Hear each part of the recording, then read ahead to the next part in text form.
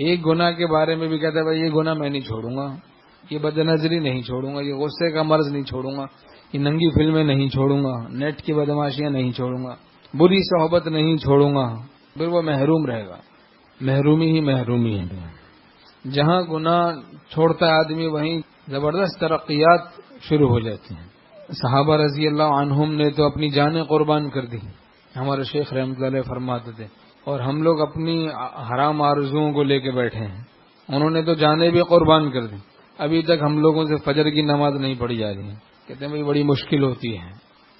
علاج حزن و غم ہے صرف توبہ کر گناہوں سے، اندھیرے بے سکونی ہیں معاصی کے لوازم سے، اندھیرے بے چینی پریشانی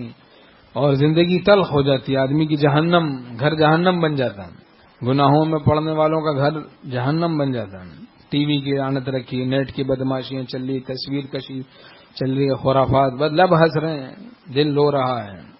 لبوں پر ہنسی ہے، پکنک پہ جا رہے ہیں، خوب ٹھٹے چل رہے ہیں، وہ ایسے ہی نام کے ہیں،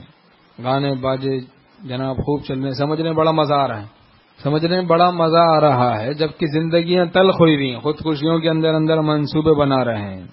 ومن اعرض عن ذکری فإن له معیشۃ ضنکا، حق تعالیٰ فرماتے ہیں جو ہماری یاد سے اعراض کرے گا اس کی زندگی تلخ کر دی جائے گی، خوابوں میں بھی ڈھونڈو گے تو راحت نہ ملے گی جب تک کہ گناہوں سے حفاظت نہ ملے گی۔ عقل پرستی کو چھوڑنا پڑتا ہے تب خدا ملتا ہے، نفس پرستی کو چھوڑنا پڑتا ہے تب خدا ملتا ہے۔ خدا پرست بننے کے لیے عقل پرستی اور نفس پرستی کو چھوڑنا پڑتا ہے، من چاہی زندگی کو چھوڑنا پڑتا ہے، رب چاہی زندگی کو اختیار کرنا پڑتا ہے۔